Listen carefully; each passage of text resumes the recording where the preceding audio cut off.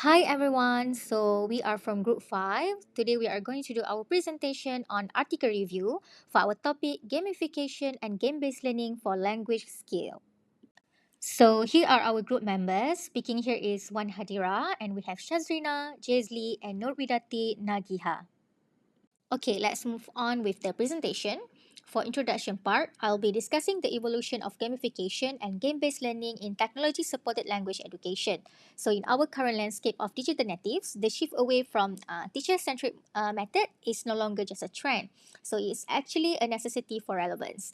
By integrating game elements like points, levels, and badges, we can transform traditional lesson into multimodal environments that align with 21st century multiliteracy frameworks. So, a substantial body of research highlights the power of this tool in vocabulary development. Okay, for instance, quasi-experimental studies here in Malaysia by Abdul Rabu and Talib in 2017 found that students using digital game-based activities consistently outperform those using conventional multimedia.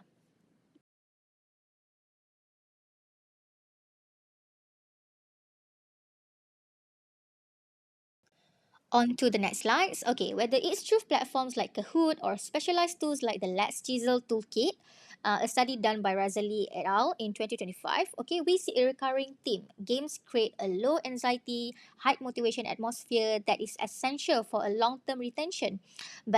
However, the impact of gamification extends beyond just vocabulary. It significantly boosts reading motivation and overall engagement across all four language skills like reading, speaking, writing, and listening. But we must be realistic here.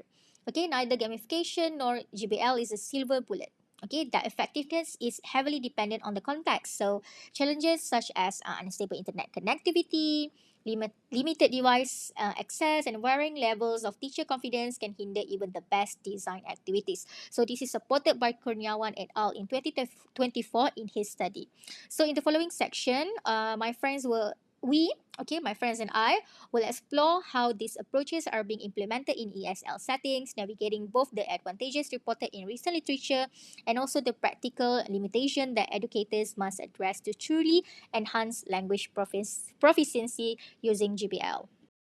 Thank you to my group members. Now I will continue with the definitions of gamifications and GBL. Game-based learning or GBL refers to the use of actual games, digital or non-digital, as the core medium through which a learning content is delivered. In contrast, gamifications involve the integrations of games elements such as point, leaderboards, competitions, rewards, and time limits into non-game learning activities to enhance learner engagement and motivations. So, in short, the comparative studies suggest that GBL tends to offer deeper learning through sustained interaction and repeated exposure, particularly for vocabulary mastery, while gamification is especially effective in increasing short-term motivation and classroom management. There are four theoretical foundations of gamifications and GBL, which are social constructivist theory, motivation theories, connective and multimedia learning theories, and the last one, game-based learning framework. The first one is social constructivist theory. In GBL context, learners engage directly with language through gameplay, allowing them to experience, make errors, and refine understanding. Social constructivism further emphasizes the role of interactions and collaborations in learning, particularly within ZPD, where learners benefit from peer support and guided participation. Moving on to the motivations theories. Self-determination theory (SDT) suggests that motivation is enhanced when learners experience autonomy, competence, and relatedness. Heidi and Regner's 2006 interest development theory explain how situations interest triggered by games can develop into sustained individual interest in language learning. Next is connective and multimedia learning theories.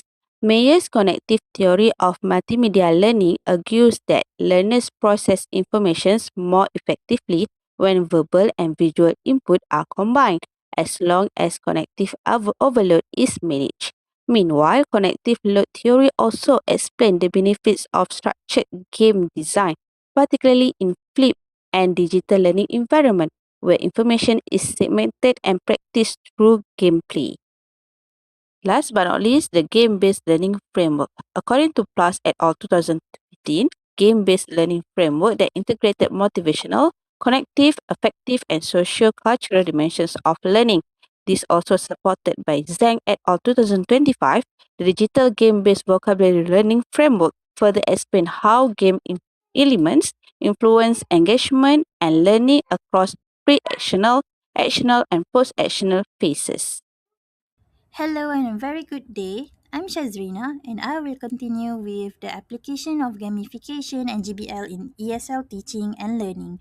So I will continue this by explaining from three different aspects, which is the application in classroom-based, task-based and collaborative learning, and online and independent learning. The first one is application of GBL in classroom-based ESL instruction. So in physical ESL classroom, gamification is frequently applied as a pedagogical tool to support vocabulary instruction through structured teacher-guided activities. For example, Ghazi in 2021 found that incorporating game-based quizzes such as Kahoot quizzes in lessons has transformed passive learning environment into interactive spaces, encouraging students to engage more actively with English vocabulary and lesson content. Besides that, Abdul Rabu in 2017 demonstrated that when games are systematically integrated into teaching, they provide learners with repeated exposure, meaningful practice, and contextualized use of vocabulary, thereby strengthening the learning outcome beyond what is typically achieved through traditional approaches.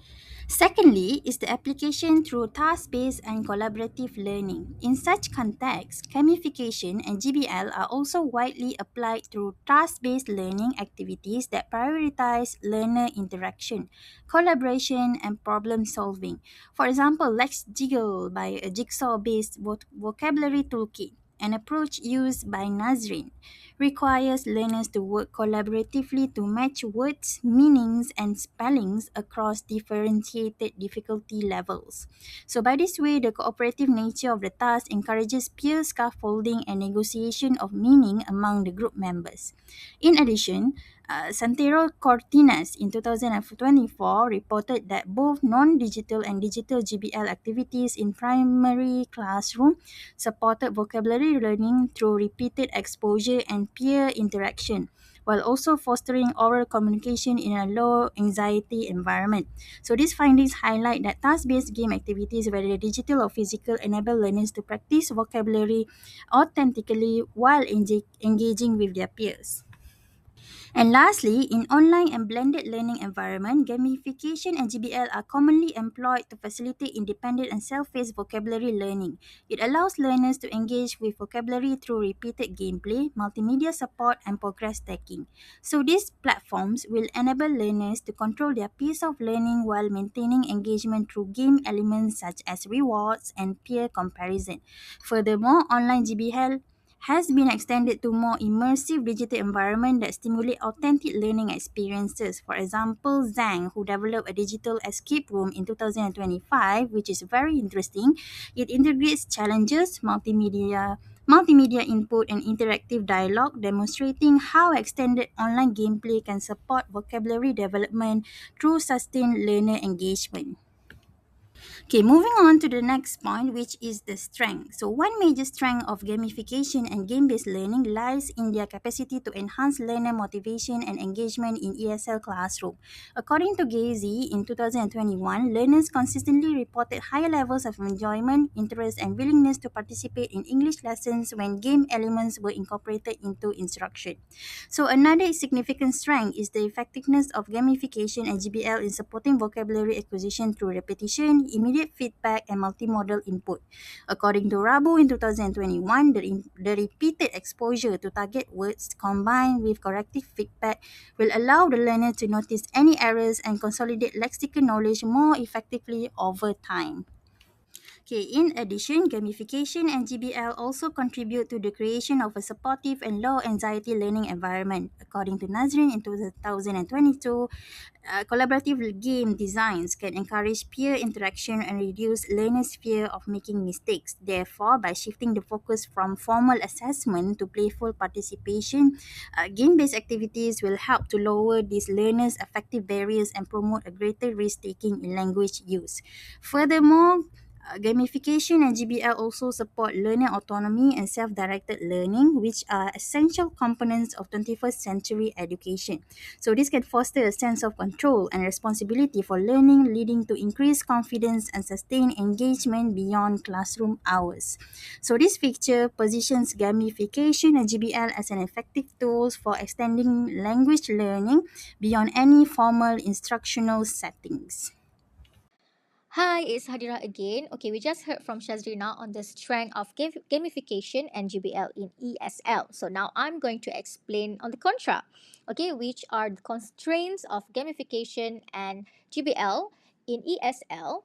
Okay, so we must know that while the enthusiasm for these are undeniable, but the path to seamless integration is often obstructed by significant practical hurdles. So today I'll outline five key barriers we must address to move beyond the hype and into effective pedagogy.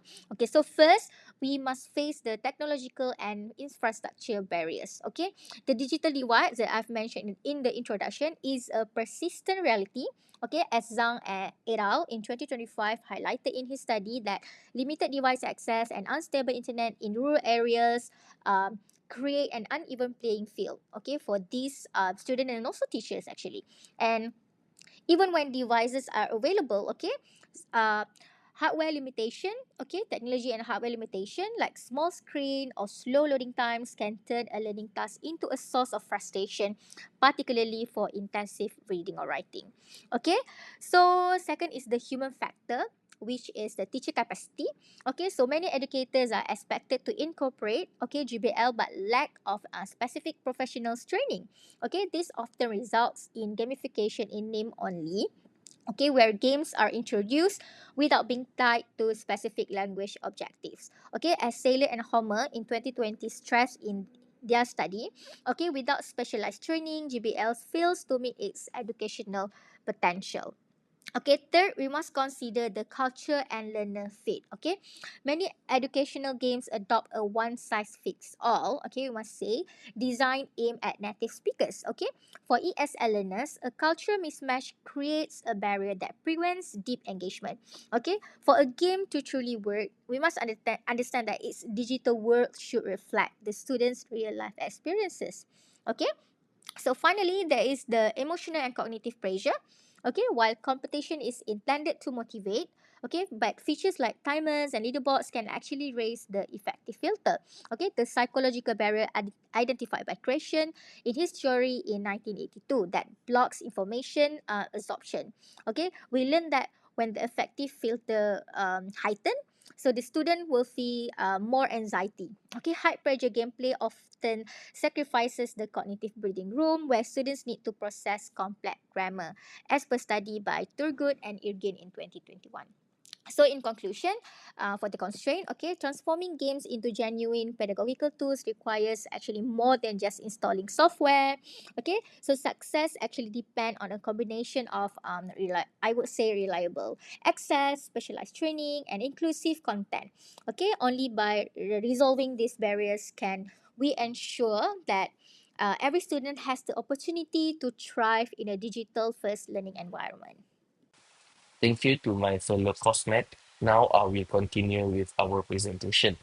For the first pedagogical implication, the literature strongly suggests that gamification and game-based learning should not be used occasionally or as a filler activity. Instead, they need to be systematically integrated into the ESL curriculum so that game activities clearly support lesson objective and learning outcomes. Studies by Mat Radzi 2021 and Cantero Cortinas and Reyes Torres 2024 show that when games are meaningfully aligned with instructional goals, students demonstrate higher engagement and better understanding of language content. In addition, teachers are encouraged to adopt a structured instructional approach when implementing GBL. This includes giving clear instructions before the game, allowing guided play during the activity, and ending with a reflection stage. According to Ahmad Ghazi 2021, reflection is especially important because it helps students connect what they experience during the game to actual language learning. Finally, effective game design plays a key role. Zhang 2025 emphasizes that games should include meaningful challenges, multimedia elements, and interactive human computer interaction, as these features significantly enhance learner engagement and support vocabulary development. Another important pedagogical implication highlighted in the literature is the need for differentiated instruction within gamified learning environments. Research by Tiagaraja et al. 2025 shows that adjusting game features such as time limits, difficulty levels, or providing practice rounds can help reduce anxiety, especially for learners who feel stressed by competition. This makes gamified learning more inclusive and supportive for diverse learners. The literature also emphasizes that limited digital infrastructure should not be discouraged teachers from using game-based learning. According to Ranjani 2025, low-tech and non-digital game-based approaches such as card games or offline activities are still effective in improving English learning outcomes and student motivation, particularly in large classes or resource-poor settings. Furthermore, Razali 2025 highlights that gamification promotes a learner-centered environment, encouraging autonomy and active participation. By shifting away from the rote memorization, students become more engaged and take greater ownership of their learning process. Next, uh, the pedagogical implication focuses on the role of teachers and institutional support. The literature stresses the importance of continuous professional development as teachers need adequate ICT skills to manage technical issues and design age-appropriate, effective game-based activities. Study by Ghazi 2021 and Palaniappan 2025 show that well-trained teachers are more confident and successful in integrating gamification into their lessons.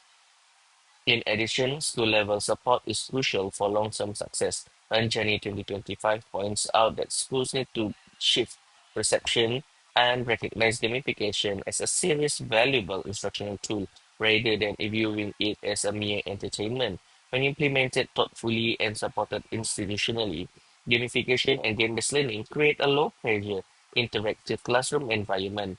This environment not only improves vocabulary retention and recall, but also boosts students' confidence and encourages active participation in ESL learning. As for conclusions, gamifications and GBL can enhance learner motivations and engagement, vocabulary acquisitions through repeated exposure and feedback, developments of broader language skills. These approaches are supported by constructivist motivational and connective learning theories, and also effective implementations depends on instructional designs, teacher readiness, and contextual suitability. On the other hand, research gap identified limited research on long-term language development beyond short-term vocabulary games, lack of studies in under-resourced, rural or low connectivity ESL contexts, insufficient focus on teachers' pedagogy decision-making and training readiness, and also effective factors such as learners' anxiety, cultural relevance of games are often underexplored. These are our references. With that, thank you.